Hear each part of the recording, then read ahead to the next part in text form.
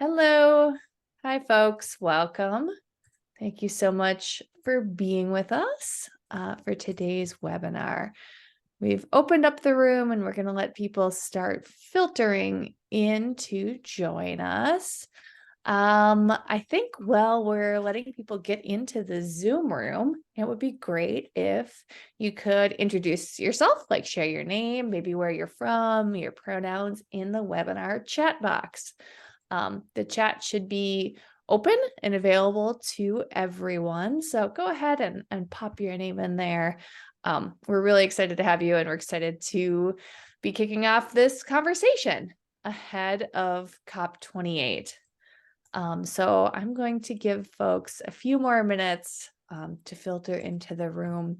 I think Zoom did an update recently, and they make you download like a patch or an update. So it slowed things down a little bit for people. So we'll start in a couple minutes. Hi, Dale. Thanks for putting your name in the chat and welcome. Maplewood's not too far. Jay's over in St. Paul. I'm in Minneapolis. Great to see you. All right. Well, I'm inclined to get this show on the road and start talking about COP. Welcome and thank you to everyone for joining us. This is part one of Fresh Energy's two-part webinar series about COP28. For those of you meeting Fresh Energy for the first time, we are a Minnesota-based nonprofit working toward a vision of a just, prosperous, and resilient future powered by a shared commitment to a carbon neutral economy. I'm going to do a little bit of housekeeping here too. If you have questions, you can put them in the chat, but Zoom also has this really great Q&A feature. So you can click on the Q&A button. It should be at the bottom of your screen, and you can type in your questions there. Your other participants can upvote a question if they like it, and we'll kind of rise to the top of the list. We'll get to questions at, I think, about the end of the webinar is what we're aiming for. My name is Jo Olson. I'm the lead director of communications and engagement at Fresh Energy, and I am joined by my colleague, Jay Drake Hamilton. Jay is the senior director of science policy at Fresh Energy and has been to quite a few COPs. So I think we're going to dig into that in a little bit here. I don't want to completely spoil the, I guess, big reveal, Jay. But can you refresh our memory about how many COPs you've been to and about maybe COP27 last year, which was in Egypt, if I'm remembering correctly. Is that right? This year will be my 8th COP, and I'll explain later what that is. But last year at COP27, we were in Egypt, and it was year 2 of laying the path for the big deal this year, which is that the world's nations must inventory the world's actions that have been announced. How many emissions are we producing? And does this meet the Paris Agreement agreed to in 2015? The inventory, it turns out, is way off base, and emissions must be cut drastically at COP28. The really good news is that last year, the world's nations, after 30 years of trying, agreed to operationalize a loss and damage fund for the most vulnerable of the world. And this has been called a shining achievement of last year's climate talks. I'll talk about this in detail. But here's big news just this week. Just this week, there was an update on an agreement that our lead negotiator, John Kerry, established with China in Scotland at COP26. They agreed that China would make a methane pledge outlining steps to cut their methane emissions, and they have now produced this plan. So this is a really positive signal going into COP28. Absolutely, Jay. I hadn't heard that yet. So thanks for sharing. Well, it does sound like this year is going to be different from last year and the years before, but I guess they're all kind of unique and have their own flavor. But I wonder, can you set the scene for COP28? When is it? You're getting on a plane here pretty soon. Where is it? Who's hosting it? Who will be there? All the kind of nuts and bolts of those details. Yeah, on your screen are three of the people that I'll be listening most closely to. On the right is Antonio Guterres. He's the Secretary General of the United Nations. And on the left is the lead negotiator for the United States, John Kerry. And with him is the former U.S. Environmental Protection Agency administrator, Gina McCarthy. And she'll be at the session that I'm doing. Now, I will be heading to Dubai on Thanksgiving Day, and I'll be at the World Climate Summit from November 30th through December 12th. COP28 is the 28th meeting of the Conference of the Parties. The parties are just the signers of the 1992 Rio Treaty on Climate Change. This year, it's being held in the United Arab Emirates, or UAE, and in the city of Dubai, specifically in the Expo City, which is known as, quote, a human-centric city of the future. People I know who've been there tell me we will absolutely be wowed. It's like no place anyone has ever been before.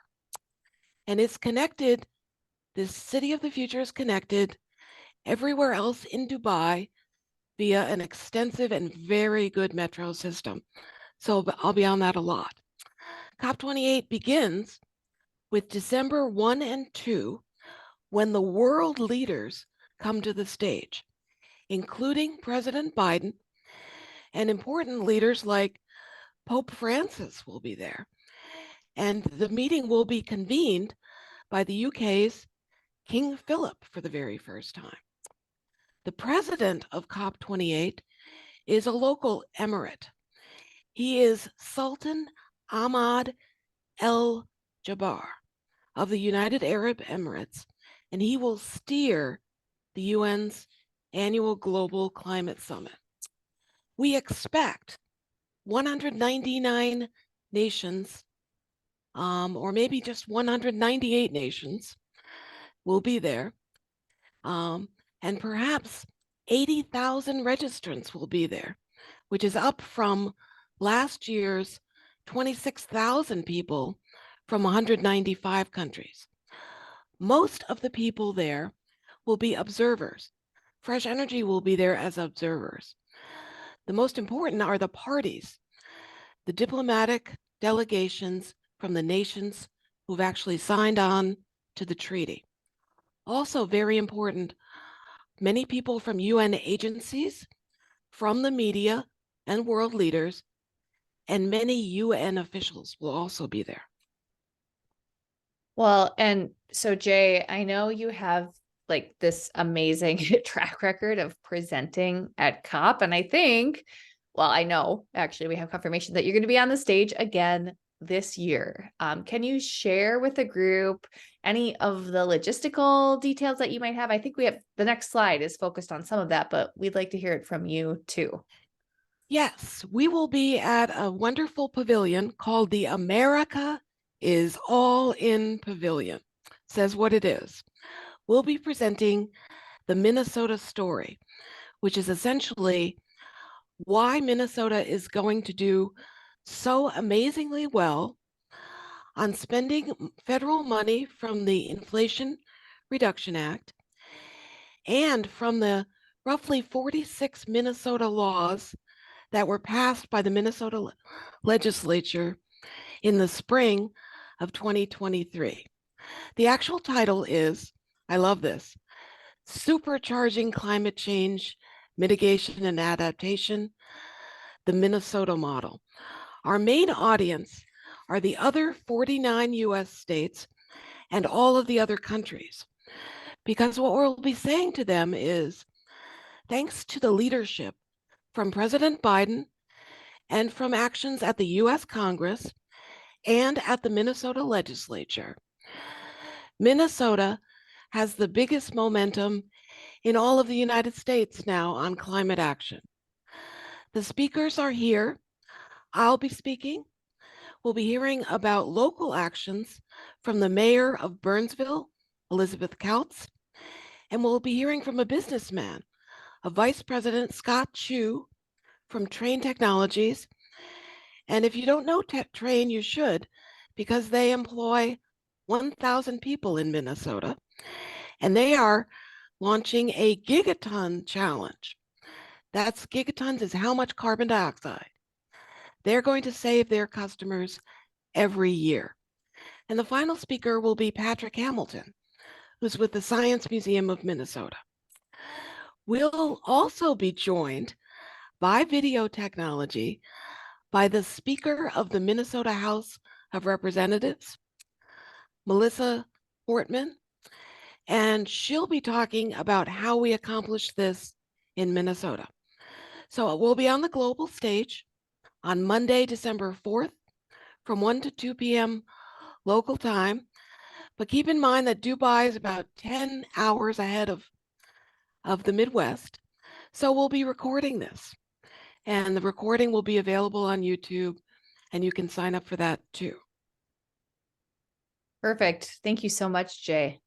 I just want to remind people that if you have questions during the presentation, you can put them into the chat or the Q&A. We have a time set aside at the end to dig into questions and quiz Jay on some things that she thinks is coming up. But let's keep the conversation moving. So, Jay, there are always just like so many simultaneous discussions that are happening at COP every single year. So what do you think and what you know are the big discussion points that are going to be covered in 2023? Yes, and there are 4 of them. The most important agenda item is cutting emissions. That's what I was referring to earlier about the inventory. The name that's used by the UN is global stock take. It's like taking stock, but it's one word, stock take. This process is written into the Paris Agreement. 2023 will be the first ever stock take since the Paris Agreement was signed in 2015. They will then recur every 5 years after 2023. The shorthand for the stock take is GST, Global Stock Take. It is a flagship deliverable for the agreement that is called the Paris Agreement. And all signature countries must contribute to it. It is about taking stock of the lessons learned since Paris. The science is absolutely clear. It says parties or countries look forward at opportunities to fill the gaps in emissions reductions.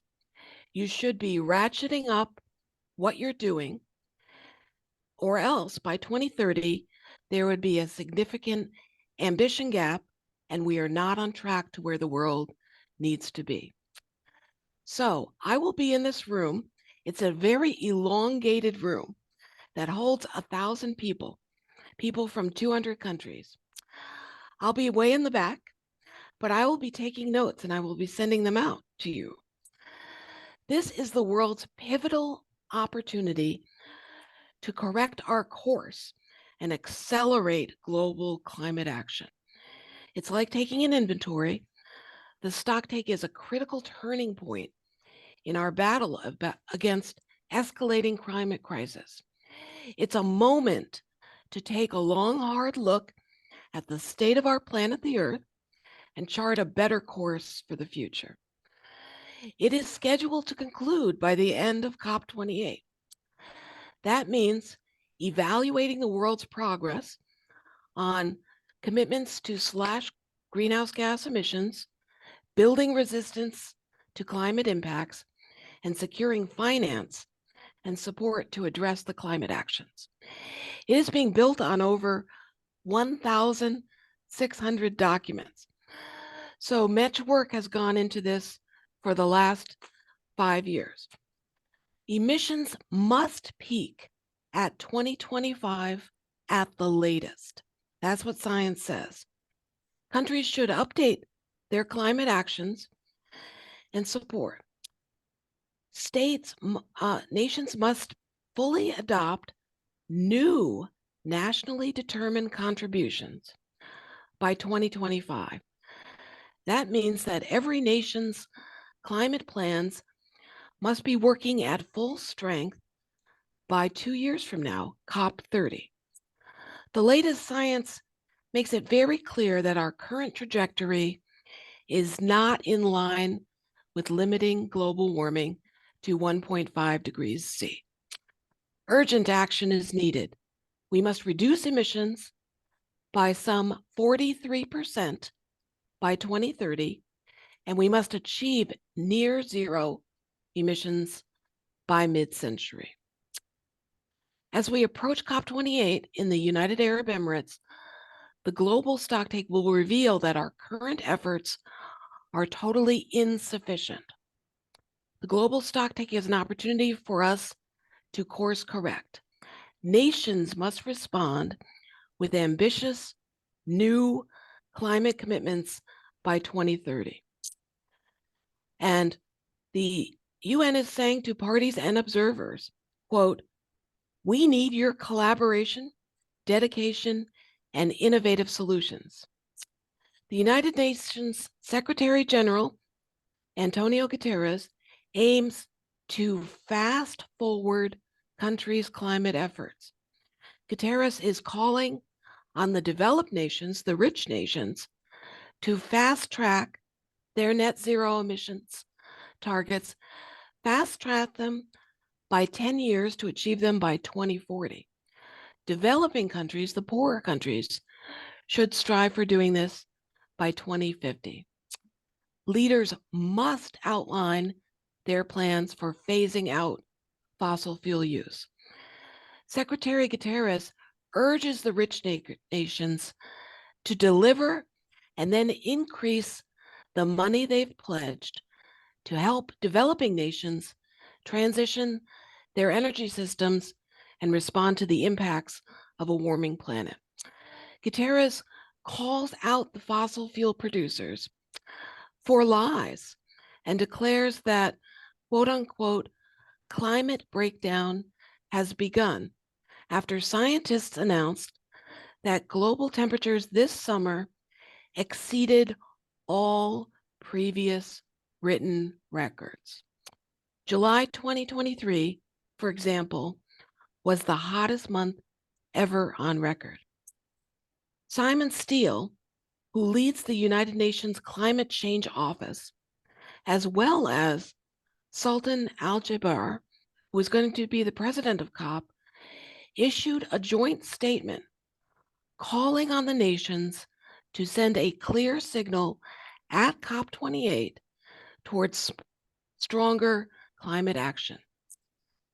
The United Nations welcomes efforts and calls on all nations to get this, triple the capacity deployment of renewable and clean energy, triple it by 2030, and to support doubling the rate of energy efficiency improvements. So efficiency from 2.2% efficiency now to over 4% every year by 2030. Now I want to say a few words about the importance of President of COP, Sultan Al Jaber. He is serious and has stressed we are nowhere close to where we need to be. He will remind people that the way the UN works is through consensus, and I remind you of that too. Every country who is a signer to the treaty from 1992, including the petrostates like UAE, has to concur with the consensus. So there's no getting around petrostates. This is the most important COP since 2015 in Paris. President Al Jaber calls climate change a threat that must be addressed by everyone. Al Jaber has stirred controversy for his dual roles as serving as the COP28 president, while he is also the CEO of the UAE's state-owned oil company. However, he has recently and often said that a phase down of fossil fuels is inevitable, and he is constantly pushing to triple global renewable energy capacity by 2030, which is exactly what the Secretary General of the UN is calling for. Observers like Fresh Energy and the many others have to be aware that it is no longer enough for our country and others to make strong climate commitments. They are now expected to take action on these commitments. Mr. Al-Jaber pointed to the Emirates as a model for speeding up the clean energy transition. The UAE wants to make sure they remain an energy powerhouse, but fossil fuels are finite, and they know it.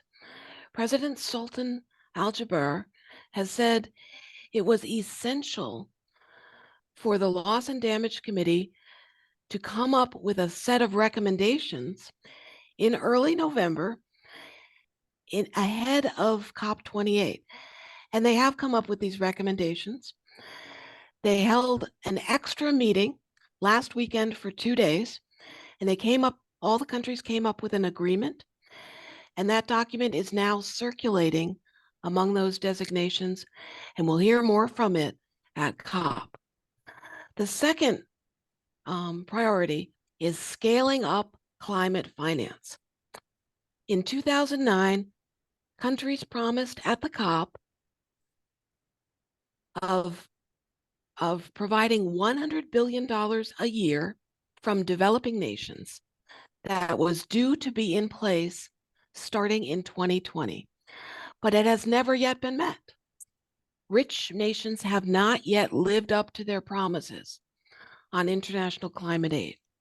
Countries need between $215 billion and $387 billion a year this decade to help them prepare for the increasingly severe impacts of global warming. We need to reorient trillions of dollars in global finance. Wealthy nations must meet their $100 billion annual climate finance commitment this year, and they must make up for the shortfalls since 2020 and increase that goal at COP23. Third, how is the UN going to bring the Loss and Damage Fund into operation, as committed to in Sharm el-Sheikh in 2022? All countries agreed to establish a loss and damage fund to compensate developing nations for damaging climate impacts when the most vulnerable places are less developed countries and small island developing states. The cost of loss and damage reached more than $500 billion over the last 2 decades in those most climate vulnerable countries. That has prompted the UN Secretary General Guterres. He has asked governments to tax the windfall profits of fossil fuel companies and direct some of the proceeds to people already suffering loss and damage. He said, quote, "Fossil fuel barons and their enablers have helped create this mess. They must support those suffering as a result."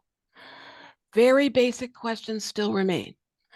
The parties face thorny questions around flushing out the loss and damage docket, of filling the fund with money. This is largely the rich developed countries who need to deliver the money versus the developing countries who need it. So one, who funds the program? Who pays for the damages that were done?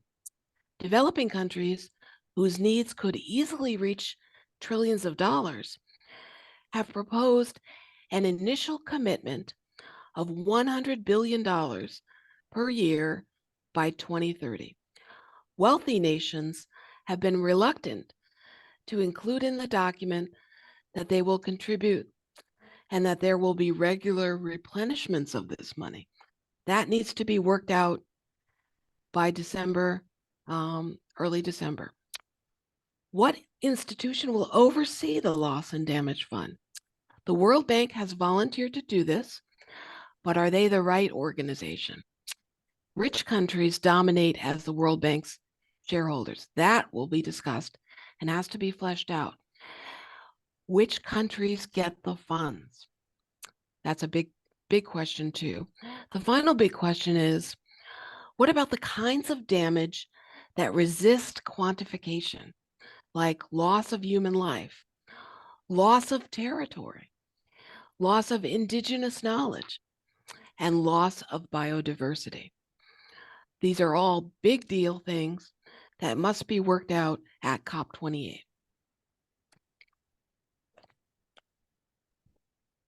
Wow, thank you, Jay.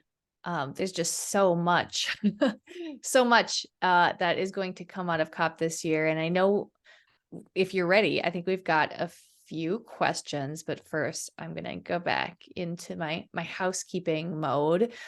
Just share a few announcements. So first, Give to the Max Day is coming up. If you live in Minnesota, you probably know and love Give to the Max Day. It's on November 16th this year, but you can schedule a donation today. So think about Fresh Energy on Give to the Max Day or before.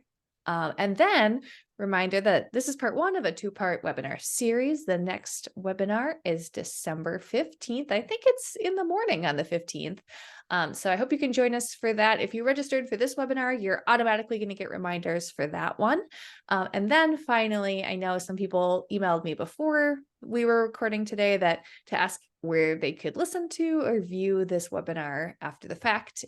And we are recording, so we'll be posting it up on Fresh Energy's YouTube channel, as well as on the podcast later today. And then we'll send out an email to you all who are with us today and those who registered with the links to those recordings, either this afternoon or tomorrow morning. So stay tuned for that. And Joe, can I give people a really new update just from today? oh my gosh, yes, we'd love that. Please do. Yes, this is also good news on climate action. In Michigan, the Michigan legislature has now passed a 100% carbon-free by 2040 bill. And it is expected to be signed into law by Governor Gretchen Whitmer shortly. So this may ring a bell with you, because that was the first wonderful climate bill that passed the Minnesota legislature on February 7th, 2023. That's why Minnesota was selected to appear on the global stage at COP28. And now we're really glad to be going to COP28. We hope Governor Gretchen Whitmer may be there too. Oh, how fun would that be? Because then we could both be speaking from the Midwest about the need for every other state to join us and every nation in the world to join us in moving quickly to carbon-free electricity. It's another good sign to go into COP28 with. And it's great to have another cold weather state kind of being hand in hand with us. Yeah, and I want to say what I say on the global stage every time I get to talk. There are 4 states in the country who are considered by many leaders in Congress and from people all over the world, 4 states in the Midwest that matter the most because they are typically purple states. They include Minnesota, Michigan, Wisconsin, and Illinois. There it is. They have come off the lips of everyone from President Biden to everyone who's working hard on climate action. Because as people from all over the world have told me at the 7 previous COPs I've been to, they learn that I'm from Minnesota and they want to drink coffee with me or have lunch with me. And what they say is, you know, Jay, it matters less what a very progressive state like California on the West Coast, or even Massachusetts on the East Coast, do on climate. Because we all know that the US Congress takes action when states like Minnesota, Michigan, Illinois, and Wisconsin take action. Because we are very diverse states, we're very big farming states, forestry states, agriculture states, and manufacturing states. We use a lot of energy for transportation. So the votes in those states, in a way, matter more than others. Mm-hmm. Mm-hmm. That's why we're so delighted to have been selected for the global stage from Minnesota, because people in other states have told us, we want to hear how you made that happen, how you all made that happen in Minnesota. And we'll be Love it. doing. Perfect. Thank you, Jay. And gosh, before we logged in and started this webinar, I said to Jay, "Oh, Jay, I think I'm a little rusty at some of the Zoom features." And Jay said, "Oh no, you'll be fine." And I kind of was, but Dale just let me know that the chat was on, but the Q&A wasn't on. So questions are still coming in, well, I have them, but the Q&A is officially turned on again. So if anyone had a burning question, go ahead and pop it in there. But I do want to start with, how about this question from James?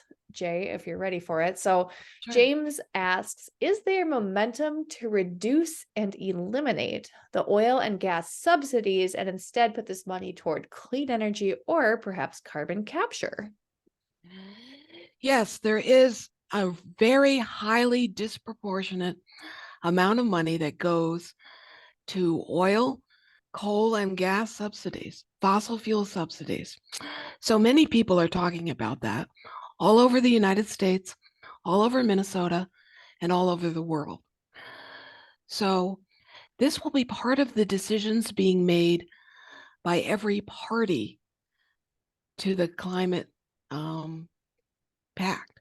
Got it. And this means the way the UN works is every nation that's a party has to make a nationally determined contribution to what they're doing. And they need to really ratchet that up this year. And one option is for countries to back down the subsidies to oil and gas and coal. That would be a really good thing. I don't know what every country will decide to do, but many countries are looking at that very disproportionate amount of money that goes for fossil fuels still, and how that's a part of all of our problems. Got it. Thank you, Jay. I wonder if you could tell us a little bit about being on the stage at COP. So I know, like you said, there are thousands of people who attended. Obviously, there aren't thousands of presentations. So there's some nuance to submitting a proposal for presentation and like cultivating your speakers to be on the panel with you and, putting together a compelling plan. Can you tell me a little bit about how long you've been working on this and how you made it happen? Well, what I would say is that United Arab Emirates in Dubai, there's going to be about twice as large a facility that we had in Egypt. So Dubai is really very blessed, and there's been a lot of investment in developing this very modern set of pavilions where people can meet. So it's going to be about twice as large. Many people can rent a pavilion so they can host speaking presentations there. That's what happens. And what my role was to get us on a global stage to give this presentation about the Minnesota story. And I got the chance to do that, but it did take a number of months because you have to choose the right host. And we applied to the right host. They have a pavilion called America is All In. So this is a great pavilion. And we'll have 4 speakers seated on the stage. And then each speaker will, in sequential order, get up and talk. And then we'll allow, at the end, 20 minutes for Q&A. And this year, the Q&A will come from our live audience and also from our virtual audience. So that'll be very exciting. And then the UN is going to record all of the presentation. So Such it an upgrade.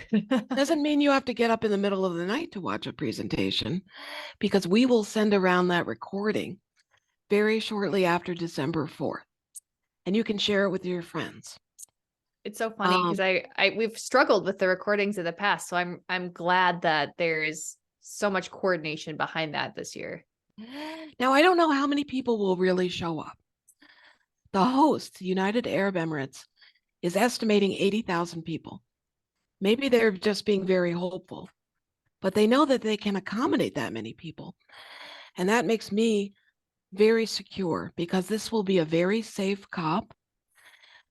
I will not need to drive a car in 3 weeks when I'm there, because they have a wonderful metro system, and we'll all be given free tickets to the metro. It's an excellent subway. And get this, it even has, for people who want it, separate subway cars just for children or just for women.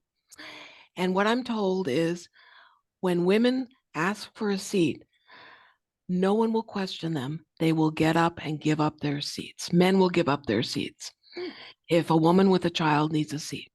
Oh, So I think their people will be very well bred good. all Great. over the world. Isn't that Wonderful. great? Yeah, I mean, it sounds like a very different experience from last year. We have a question from Debbie. So Debbie is asking, will there be talk about single-use plastics and its connection to fossil fuels? I know that's maybe like a little more in the weeds type of discussion point, but what do you think? Well, think about this place where all the presentations are going to be given. There are going to be thousands of presentations. I don't know how many different pavilions there'll be, but I would be surprised if there weren't like 300 of them. And so I think almost any topic you could dream up related to climate change is going to be on the agenda.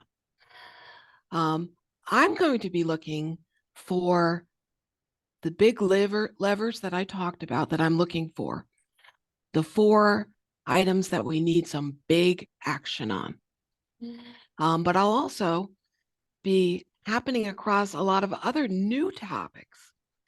So I'm really interested in what people are going to be presenting on actually phasing out fossil fuels, and also all kinds of use of plastics and how we can eliminate that as much as possible.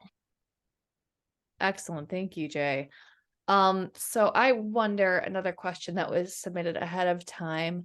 You talked a little bit about the people you are looking forward to seeing. But is there anyone else you want to mention? Like, I'm sure there's like a whole element of like who's going to be there, where they're going to be to keep an eye on for this event. So anyone rising to the top for you besides John Kerry and, the other folks that, we know and love. Yeah. Well, as people know from previous years, this is now the 4th year in a row that I'm going to have an opportunity to meet with our lead negotiator, John Kerry, again. What that means is he will construct a meeting of about an hour for about 12 people. With himself, there will be a total of 6 negotiators from the US, and there will be 6 people from states that matter, as he says. And those states include Minnesota. So I'm lucky to be in that group. And I've always benefited from it, because John Kerry is an excellent delegate, and he's an excellent negotiator. And he has personally knows and is a close friend with the Chinese counterpart. So he will tell all kinds of stories, and then people from Minnesota will benefit, because I always ask John Kerry what stories I cannot tell, because I say to him, I speak to about 50 large audiences every year. What stories do you not want me to talk about? And he's never prevented me from talking about any of them because John Kerry's interest is in teaching people about diplomacy and helping people learn about how this UN process works. So I'll be helping that too. But I will also be looking for people I know because I've been to now 8. So I know a lot of people from every country in the world. And I'm looking forward to replenishing those friendships and figure out what those people are doing and what we have to learn from them all over the world. I'm especially having my eyes out for people I know from Kenya because way back when I was in college, I spent 4 months in Kenya. So I made a lot of friends there. And I noticed that Kenya, I just learned this week, the president of the government of Kenya has given Monday, November 13th off for everyone in Kenya.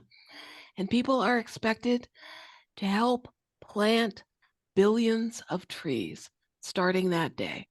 Isn't that cool? I want to learn more about how they made that happen. Because the truth is, not all solutions come from rich countries. They come from bubbling up from all over the world, and we all need to pay attention to what people are saying and learn much more. And I need to learn much more as well.